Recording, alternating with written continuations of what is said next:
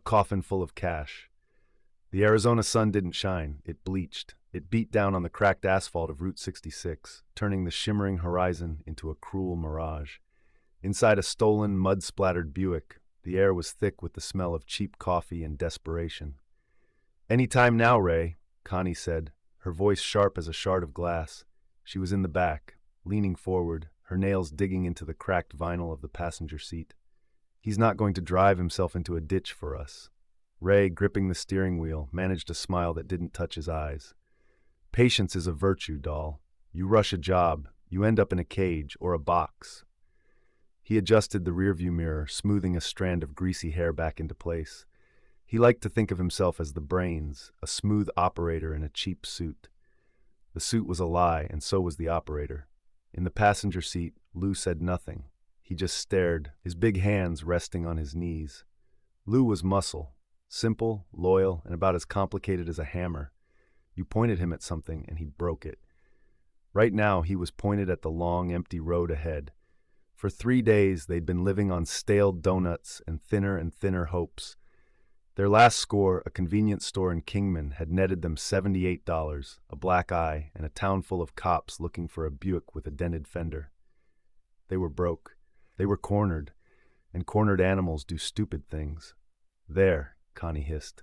A black speck shimmered in the distance. It grew, taking shape, a long, sleek, unnervingly clean hearse.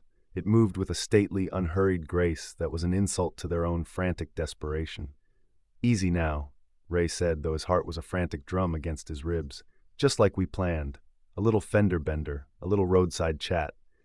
The plan wasn't brilliant, but it was all they had. A tip from a drunk in a bar, a local mortician, a man who moonlit as a mule for the Sinaloa cartel, was transporting a special delivery east.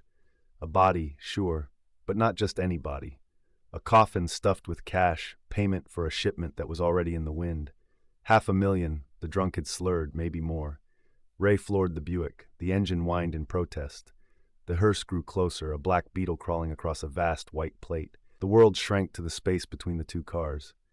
"Remember," Ray said, his voice tight, "I talk. Lou looks scary. You just be yourself." Connie smirked. That was the most dangerous part of the plan. The Buick's front bumper kissed the hearse's rear fender with a sickening crunch of metal. The hearse swerved, then corrected, pulling over to the gravel shoulder with a sigh of dust. Ray parked them at an angle, blocking the road. Showtime. He got out, hands up in a gesture of mock apology, a practiced, disarming smile plastered on his face. Lou unfolded himself from the passenger side, a mountain of a man in a stained t-shirt. The effect was immediate. The mortician, a pale, reedy man in a black suit, got out of his hearse, his eyes wide with fear. He saw Ray, the con man, and he saw Lou, the consequence. "So sorry, friend," Ray began, all charm and contrition. "My damn." He let the sentence hang. The mortician wasn't looking at him. He was looking at Lou, then at Connie, who had slipped out of the back and was now leaning against the Buick, cleaning her nails with a pocket knife. Her eyes were flat and cold. "Please," the mortician stammered. "I don't want any trouble." "No trouble at all," Ray said, his voice dropping the charm and taking on a harder edge. "We're just here to make a withdrawal." Lou took a step forward. That was all it took. The mortician's bravado, if he'd ever had any, evaporated. He held up his keys, his hand trembling. "Just take it," he whispered. "Take the car. Take everything. Just let me go." "Smart man," Connie said, her voice a lazy purr. She took the keys from his limp hand. "Now why don't you take a little walk? That way. Keep walking until your feet hurt." The man didn't need to be told twice. He stumbled away into the blistering heat, a dark speck shrinking against the endless desert. The three of them stood for a moment, the only sound the whine of the hot wind and the ticking of the Buick's overheated engine. They had done it. A clean, simple hijack. "Get the crowbar, Lou," Ray said, a genuine grin finally splitting his face. He felt like a king. "Let's go see our new nest egg." The back of the hearse was cool and dark, smelling of formaldehyde and old flowers. Inside, a simple, unadorned wooden coffin rested on the gurney. It looked cheap, which was perfect. No one would suspect it held a fortune. Lou worked the crowbar under the lid. With a groan of splintering wood, he pried it open. They all peered inside. There was no money, no stacks of neatly bundled $100 bills, no bags of coke. There was a man. He was alive. His eyes were open, and they were a pale, chilling blue. He was dressed in a simple, expensive-looking suit. Ropes bound his wrists and ankles, and a strip of duct tape covered his mouth. But he wasn't struggling. He wasn't panicked. He was just watching them, a look of mild, almost bored curiosity in his eyes. The three of them stared back, the desert heat suddenly feeling cold on their skin. The silence stretched, thick and suffocating. Ray, ever the smooth talker, found his voice first. "Well, this is a wrinkle." Connie recovered faster. She reached in, ripped the duct tape from the man's mouth with a savage pull. The man didn't flinch. He worked his jaw, a slow, deliberate motion. Then he smiled. It wasn't a friendly smile. "Took you long enough," he said. His voice was smooth, cultured, and utterly calm. "I was beginning to think I'd have to drive myself." The drive was 100 miles of silent, sweating tension. Ray took the wheel of the hearse, feeling a grim sense of authority. The dead man's car. In the back, the stranger sat up, brushing dust from his suit, as relaxed as a man on his way to a luncheon. He didn't speak. He just watched the desert scroll pass through the tinted windows. Connie followed in the Buick, with Lou slumped beside her. Every time Ray glanced in the rear view, he saw her face, tight with fury and confusion. They hadn't signed up for a kidnapping. They'd signed up for a fortune. This was a complication, a loose end with a pulse. They turned off the main highway onto a forgotten strip of asphalt that led to the skeletal remains of a town called Esperanza. Hope. The irony was thick enough to choke on. At the edge of town stood a motel, the Cactus Rest, its neon sign long since shattered, its pool a cracked bowl of brown water. It was the perfect place to be forgotten. Ray parked the hearse behind the main office, out of sight from the road. Connie pulled the Buick in beside it. The three of them stood in the oppressive heat, a united front of failure. "Get him inside," Ray ordered, trying to reclaim his authority. Lou hauled the stranger out of the back. The man didn't resist. He moved with an easy grace, his bound wrists forcing a strange elegance on his motions. They shoved him into a room that smelled of stale cigarettes and bleach. The only furniture was a sagging double bed, a chipped dresser, and a chair with one leg shorter than the others. Lou tied the stranger to the chair. Ray stood over him, hands on his hips, trying to look intimidating. Connie leaned against the doorframe, her arms crossed, her knife still in her hand. "All right, pal," Ray began, his voice a little too loud. "The games are over. Who are you? And where's the money?" The stranger looked at Ray, then at Connie, then at Lou. His pale blue eyes seemed to strip them bare, to see the cheap desperation underneath their tough facades. He smiled that same, unnerving smile. "My name is unimportant," he said, his voice as smooth as polished stone. "As for the money, there is no money. Not yet." Connie snorted. "We didn't sign up for a kidnapping. You're a liability. You know what we do with liabilities?" The stranger's gaze settled on her. "You sell them, don't you? Or you leave them in the desert for the coyotes. But you won't do that to me, because I'm not a liability. I'm an opportunity." He shifted his attention to Ray. "You think you're the brains of this operation, but you're not. You're just a talker. You've been talking your way into trouble your whole life. You want to be the man who doesn't have to talk. The man everyone listens to." Ray's jaw tightened. The stranger's words were like needles. Then the stranger looked at Lou, who was watching him with a simple, bewildered expression. "And you're a good man, aren't you, Lou? Loyal, strong, but you're tired of being the hammer. You just want a small place, a garden, some chickens, a life where you don't have to hurt people anymore." Lou flinched, as if he'd been struck. No one had talked to him like that before. No one had ever looked past the muscles. "How do you know our names?" Connie demanded, her voice sharp with suspicion. "I make it my business to know things," the stranger said calmly. "The men who put me in that box were supposed to deliver $500,000 to my associates. They decided to keep it for themselves. They put me in there as a message. You three, you were the wild card, the beautiful, chaotic, greedy wild card." He leaned forward as much as the ropes would allow. "You think you stumbled into a bad heist. You didn't. You stumbled into a war, and you're on the winning side." "What are you talking about?" Ray snapped, but the conviction in his voice was gone. "The money is still out there," the stranger said, his voice dropping to a conspiratorial whisper. "So is the man who took it. A man named Silas. He thinks he's safe.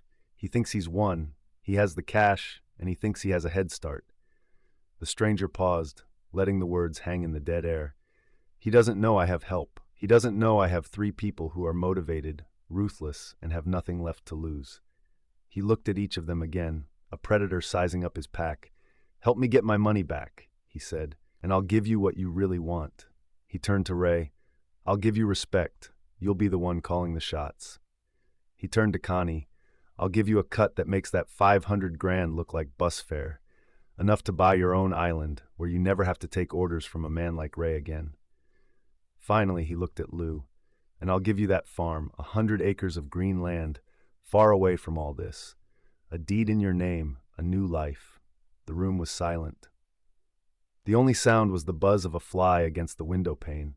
The stranger had painted a picture, and each of them saw themselves in it, perfect and whole. The rot wasn't setting in anymore. It was blooming. Ray looked at Connie, his eyes gleaming with a new, dangerous light. Connie looked at Lou, then back at the stranger, her knife forgotten in her hand. Lou just stared at the floor, dreaming of chickens. The stranger watched them, a faint, triumphant smile on his lips. He hadn't offered them money. He had offered them their soul's deepest desire. And in a cheap motel in the middle of nowhere, that was a price they were all willing to pay. The stranger made them untie him. He didn't ask. He stated it as a fact.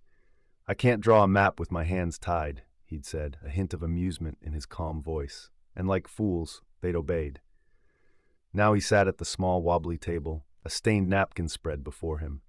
With a hotel pen, he was sketching a layout. He moved with an unnerving confidence, as if he owned the squalid room and the 3 desperate people in it. "Silas is a creature of habit," the stranger explained, his pen making precise lines. "Paranoid but predictable. He's holed up in a ranch house about 50 miles from here. Isolated. 1 road in, 1 road out. He has 2 men with him. Professionals, but lazy." Ray leaned over the table, trying to look like he was analyzing the drawing, but he was really just watching the stranger's hands. Steady. No tremor. This was a man who was used to being in control. "The money is in a safe," the stranger continued. "In the master bedroom. Not a big one. A floor safe. He'll be expecting trouble, but not from us. Not from a hearse and a stolen Buick." He looked up, his pale eyes meeting each of theirs. "Here's the plan. It's simple, it's clean, and it requires all 3 of you." He pointed the pen at Lou. "You, Lou, you'll be the distraction. At 2 a.m., you'll cause a problem at the front gate. A ruckus, make some noise, draw them out." Then he turned to Connie. "While they're dealing with you, Connie, you'll be the ghost. You're small, you're quiet. You'll go over the back wall. The master bedroom has a patio door. It will be unlocked. Silas is arrogant. He doesn't think anyone can get that far." Finally, he looked at Ray. "And you, Ray, you'll be the wheelman. You'll be at the safe house waiting. When Connie has the money, she signals you. You pull up, she jumps in, and we're gone. A clean in and out." He leaned back, a picture of a general who had just won a battle on paper. "We do this tonight. We get the money, and we all get what we want." Silence. The plan was good, too good. It was a movie script, and they were the expendable extras. Ray was the first to break it. "It's a stupid plan," he said, trying to inject scorn into his voice. "We split up. We're weaker that way. No, we all go in hard and fast, overwhelm them. That's how it's done." The stranger smiled faintly. "And get one of us killed? Or all of us? No, Ray. This requires finesse. It requires a leader who can trust his team." The word leader hung in the air, a baited hook. Connie spoke up, her voice smooth as silk. "I like the plan. It's smart." She shot a look at Ray. "Some of us are smart enough to see that." She was already playing her own game, siding with the stranger against Ray, positioning herself as the sensible one. Lou just looked at the drawing, his brow furrowed. "I make a noise?" he asked, as if clarifying his chores. "A big noise, Lou," the stranger said, his voice softening. "The most important noise. You're the key. Without you, the door never opens for Connie." Lou puffed out his chest, just a little. He had a purpose. He wasn't just the muscle anymore. The rot was spreading fast. Ray saw the way Connie looked at the stranger, a mixture of suspicion and alliance. He saw the simple pride on Lou's face. They were slipping away from him. His crew was no longer his. "Fine," Ray snapped, standing up. "We'll do it your way, but I'm holding the map, and I'm driving the hearse. It's got more room." An hour later, as the sun bled into the horizon, painting the sky in shades of bruised purple and orange, the stranger found Connie leaning against the Buick, smoking a cigarette. "You don't trust him," the stranger said. It wasn't a question. "I don't trust any of you," she replied, blowing a plume of smoke into his face. The stranger didn't flinch. "Ray will try to keep the money for himself. He'll cut you out the first chance he gets. He sees you as a threat." Connie laughed, a short, bitter sound. "He's not that smart." "Maybe not," the stranger conceded, "but he's desperate, and desperate people are unpredictable. You and we're predictable. We want the same thing, everything. I'll make you a better offer, Connie. Help me. When this is over, Ray and Lou, they don't need to be part of the final settlement. It'll be just you and me, 50-50. He didn't wait for an answer. He just walked away, leaving her with the cigarette and a thought more dangerous than any knife. Later, he found Lou sitting on the edge of the dry, empty pool, staring into the dusty basin. "They're gonna mess it up, aren't they?" Lou said, his voice low. "Ray and Connie, they're always arguing." "They're weak," the stranger said, sitting beside him. "They're driven by greed. It makes them sloppy. You're driven by something better, Lou. A dream, a real dream. I need you to watch them for me. Make sure they stick to the plan. Your farm depends on it. Your chickens depend on it." Lou nodded slowly, his face set with a new, grim determination. He was no longer just muscle. He was a guardian. By the time they all met back in the motel room, the air was so thick with mistrust you could taste it. They were a team, but they were also 3 spies, each reporting to a different commander in their own head. "All right," Ray said, slapping his hands together. "Let's load up. Time to go get paid." They filed out into the cooling desert night. As they got into their cars, the stranger paused by the hearse door. He looked at the 3 of them, Ray, puffed up with false authority, Connie, her eyes cold with calculation, Lou, his face a mask of solemn duty. He had given them a plan. But more importantly, he had given them each a secret. And a secret between partners is a cancer that always grows till there's nothing left but the rot. He smiled and got into the passenger seat of the hearse. The hunt was on. The moon was a sliver of bone in the black sky. The hearse and the Buick parked on a ridge a mile from the target, the ranch house a collection of dark squares huddled against the desert. The air was still and cool, carrying the scent of sage and dust.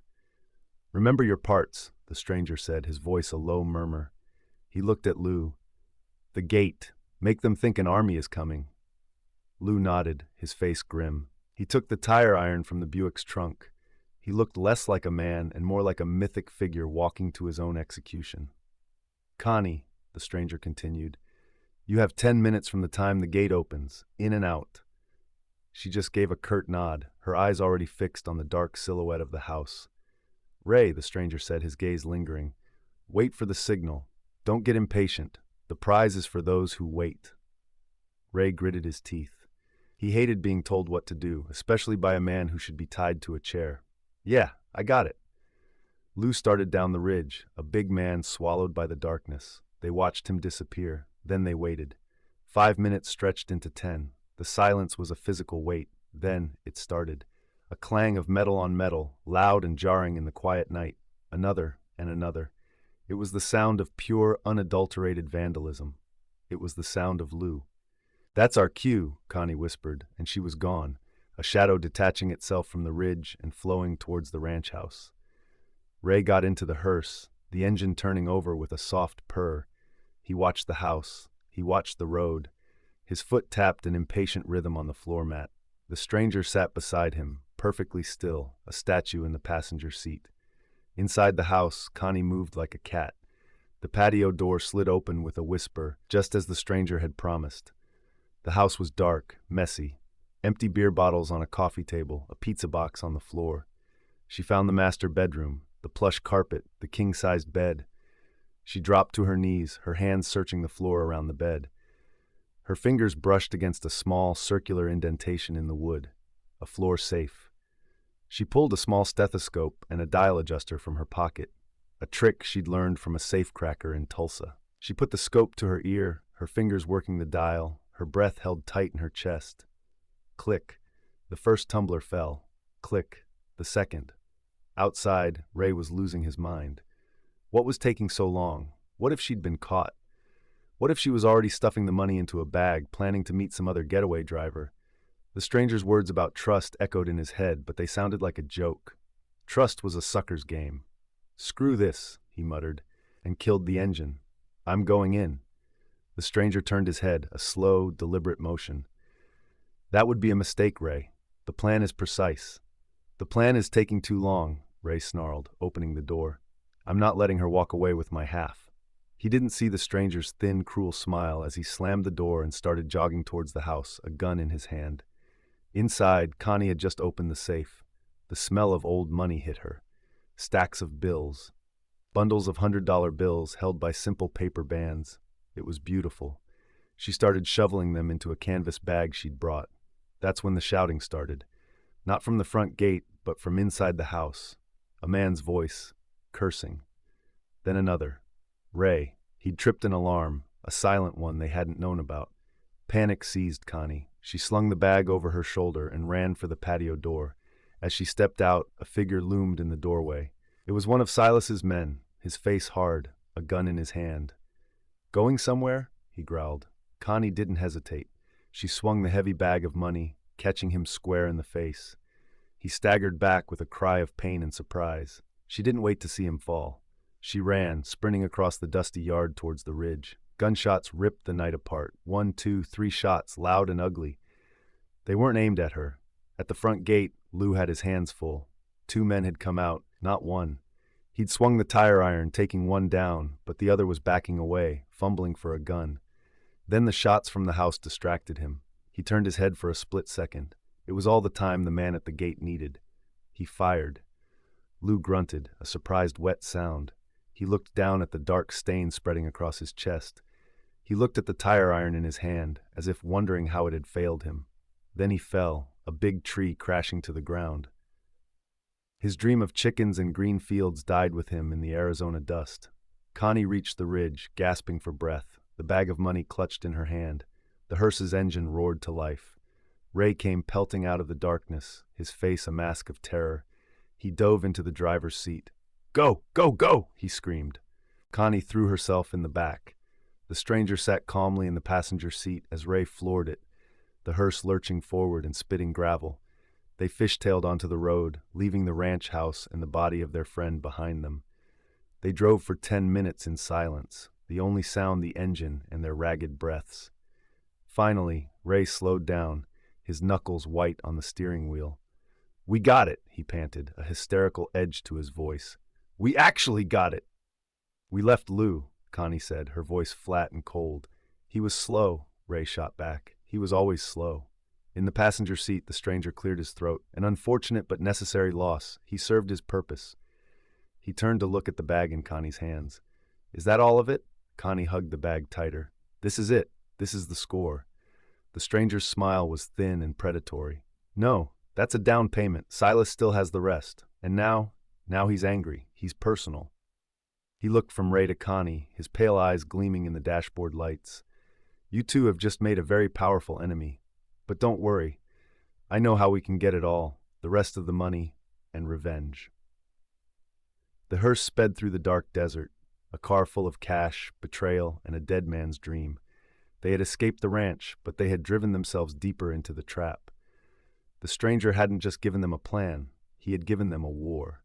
And they had just fired the first shot. They drove until the hearse's gas gauge hovered on empty, finally pulling into a place called the Last Chance Trailer Park. The name was a prayer they had no business making. They found a vacant trailer at the far end, an aluminum box baked by the sun and smelling of stale cigarettes and regret. Inside, the silence was a living thing. It sat on the stained sofa, it dripped from the water-stained ceiling. It was the space where Lou used to be. Connie dumped the canvas bag on the rickety kitchen table. It landed with a heavy, satisfying thud that was the only good sound they'd heard all night. "We need to count it," Ray said, his voice hoarse. He was pacing the small living room, a caged animal running on pure adrenaline and fear. "Split it up, right now." Connie just stared at him. "Lou is dead, Ray, in the dirt, because you got impatient." "I was trying to help," he shot back, his face flushing. "I was taking control. Someone had to." And look where it got us, she said, her voice dripping with ice. One man short and a whole new world of hurt. That bag stays with me. We count it when we're safe. We're never going to be safe, he yelled, slamming his fist on the wall. The trailer shuddered. Silas will be looking for this car. For us. We need to lay low, then split. The stranger, who had been watching them with the quiet interest of a scientist observing rats in a maze, finally spoke. He's right about one thing, Connie. You can't run forever. Not with this. He gestured to the bag. This isn't just money. It's a beacon. And Silas is a shark. He can smell blood from a mile away. Later, when Connie was in the shower, the stranger found Ray on the small, cracked porch, staring out at the desert. She doesn't respect you, the stranger said, his voice a low murmur. He didn't need to raise it. The words were designed to burrow. Ray didn't turn. She's just scared. She's a predator, Ray, and she sees you as weak. She thinks you got Lou killed. She thinks you're a fool who talks too much. He paused, letting the insult land. Tonight when you're asleep, she'll be gone. With the money. You'll wake up alone, waiting for Silas's men to find you.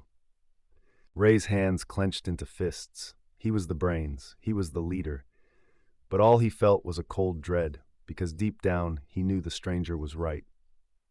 An hour later, the stranger found Connie in the kitchen, methodically cleaning her knife. He's going to try something, the stranger said, leaning against the doorframe.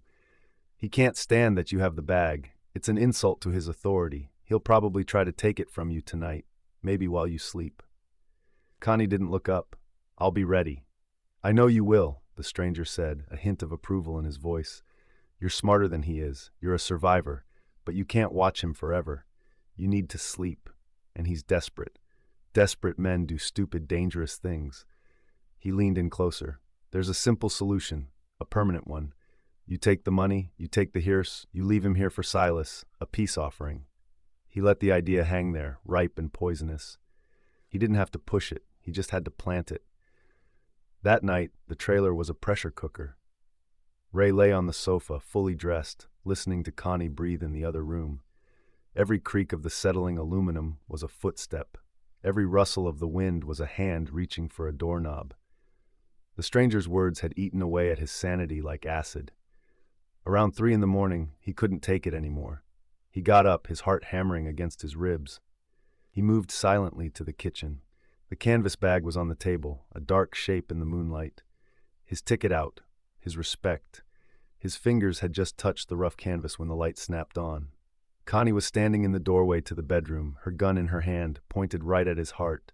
Her eyes were flat, devoid of emotion. Don't, she said. It wasn't a plea, it was a verdict. It's not yours, Connie, Ray whispered, his voice cracking. I'm the one in charge. You were never in charge, she said, her finger tightening on the trigger. You were just the first to talk. He made a mistake. He lunged for the bag. It was a clumsy, desperate move. The gunshot was deafening in the small trailer, a sharp, ugly crack that shattered the night. Ray stumbled back, a look of profound surprise on his face. He looked down at the dark blossom spreading across his shirt. He opened his mouth to say something, but only a wet gurgle came out. Then he crumpled to the linoleum floor, a pile of cheap lies and borrowed courage. The silence that followed was heavier than before.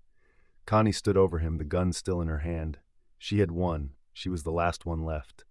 From the shadows of the living room, the stranger stepped forward. He didn't look at Ray's body. He looked at the bag on the table. Excellent, he said, his voice calm and appreciative, as if she'd just served him a perfect steak. Truly excellent. Connie finally lowered the gun, her arms trembling. It's over. Oh no, the stranger said, a thin, cruel smile spreading across his face. It's just beginning. He walked to the table and nudged the canvas bag with his finger. You should open it. See what you killed for. Frowning, Connie tore open the bag. She reached in and pulled out a stack of bills. It felt right. She flipped through it, hundreds. She pulled out another stack from the bottom. It felt light, too light. She peeled off the top 100. Underneath was a stack of newspaper, cut to the exact same size. Her blood ran cold. She frantically dug through the bag. It was all the same. A single layer of real money on top, a mountain of worthless paper underneath. It's a decoy, she whispered, the horror dawning on her. It's all fake. Of course it is, the stranger said, his voice filled with a terrible, patient amusement. Silas is many things, but he's not a fool. He travels with a decoy safe and a decoy bag. He knew someone might come for it. Connie stared at him, her mind reeling. But you knew the plan. You knew where the safe was. I did, the stranger conceded, because I'm the one who told Silas to use a decoy. He let that sink in, watching the pieces click into place in her shattered mind. The men who put me in that coffin, they work for me. It was a test, an audition. I needed to find someone truly ruthless, someone who could look a partner in the eye and pull the trigger. He looked at Ray's body on the floor, then back at her. Lou was loyal, but weak. Ray was all ego, no substance. But you, Connie, you're a survivor. You're a killer. You're exactly what I've been looking for. He walked towards her, his hands in his pockets, the picture of a man offering a job. There is no Silas to get revenge on, he said softly. There's only me. And I have a real job for you, the real money, $1 million minimum. All you have to do is work for me. You've just passed the interview. In the dead air of the Last Chance trailer park, Connie stood with a bag full of newspaper and a smoking gun. She had eliminated her rivals, only to find out she wasn't a winner. She was an applicant, and the job interview had just begun. The gun in Connie's hand felt impossibly heavy. Her arm, which had been steady enough to kill a man, now trembled with a fine, uncontrollable shake. She looked from the stranger's placid face to the bag of worthless newspaper, and finally to Ray's body cooling on the floor. The world had tilted on its axis, and she was dangling over the edge. "You're lying," she said, but the words had no force. They were a child's denial in a room full of adult horrors. "I never lie," the stranger said, his voice gentle. "It's inefficient. Lying requires memory. Truth only requires observation." He walked to the small refrigerator and pulled out a bottle of cheap whiskey and 2 glasses. He poured a generous amount into each. "A celebration of your new career." He pushed 1 glass across the counter towards her. "Think about it, Connie. No more Buicks. No more 2-bit grifts with men like Ray. You'll have resources, protection, a purpose. You're a natural. All that anger, that ambition, it's a tool. You just need to learn how to wield it." Connie didn't move. Her mind was a frantic scramble, searching for an exit. The door, the window, the hearse, but she knew, with a cold certainty that settled in her gut like ice, that there was no exit. This man hadn't just orchestrated a night, he had orchestrated her life. He had been waiting for her. "You set us up," she whispered. "The whole thing, the tip in the bar, the hearse, all of it." "A series of auditions," he corrected, sipping his whiskey. "You see, I had a problem. 2 of my men became unreliable. They thought they could skim from the top. So I needed to replace them, and I needed a disposal method. Your little hijacking solved both problems in one go." He gestured vaguely towards the door. "The men at the ranch, they weren't Silas's crew. They were my unreliable men. And Lou, bless his simple heart, was the hammer I used to nail them. Ray was the fool who created the diversion. And you," he said, his pale blue eyes locking onto hers, "you were the cleaner. You removed the final piece of trash." He took another sip of his whiskey. "It was a beautiful self-cleaning machine, and you, my dear, were the most vital part." The realization hit her with the force of a physical blow. She hadn't been a player. She hadn't even been a pawn. She had been a tool, a disposable, bloody tool. And now that her job was done, it was time to throw her away. Her eyes darted to the glass of whiskey he'd poured for her, a peace offering, a final toast. She saw it all in a flash, the drug, the slow fade into darkness, the final, quiet journey she would never wake up from. He wouldn't shoot her. That was too messy. Too loud. He would erase her.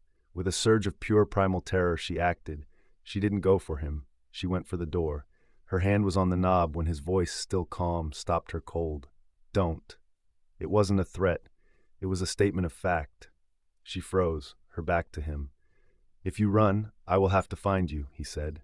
"And I will find you. But I won't kill you quickly. I will find that farm Lou wanted. I will buy it.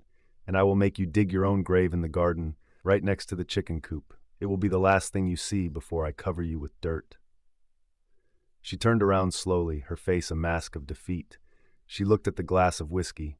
It was no longer a trap. It was an escape, the only one left. She walked back to the counter. She picked up the glass. Her hand was steady now. She looked him in the eye, a final, defiant act. "To my new career," she said, her voice hollow. She threw the whiskey back in one gulp. It burned all the way down. Then she slammed the glass on the counter. The stranger smiled. It was the first genuine smile she had seen from him. "Excellent choice," he said. "You really are a professional." The room began to tilt. The edges of her vision blurred. The stranger's face became a soft, indistinct blob. She felt her legs give way, but she didn't feel the impact with the floor. The last thing she saw was him, calmly picking up Ray's gun and wiping it clean with a dish towel. The last thing she heard was his voice, as if from a great distance. "Business is business." An hour later, the trailer was clean. The stranger worked with a methodical, unhurried precision. He wrapped Ray's body in the cheap curtains from the window. Then he lifted Connie's limp form and carried her outside. She was light, almost fragile. He opened the back of the hearse. The wooden coffin, their original treasure chest, still rested on the gurney. He had cleaned it out earlier. He placed Connie inside first. She looked peaceful, almost as if she were sleeping. Then he placed Ray's body beside her. They fit perfectly. Two fools together in death as they never were in life. He closed the lid and slid the coffin back into its place. He locked the hearse, got in the driver's seat, and started the engine. He didn't look back at the Last Chance trailer park. He drove east, toward the rising sun. He had a meeting to attend. He had 2 positions to fill. But he wasn't worried. The desert was full of desperate people, and he was very, very good at auditions. The hearse, a black car on a long, empty road, carried its cargo toward an unmarked grave in the vast, indifferent desert. A coffin full of cash had become a coffin full of trash. And for the man behind the wheel, the result was exactly the same. The desert was quiet again.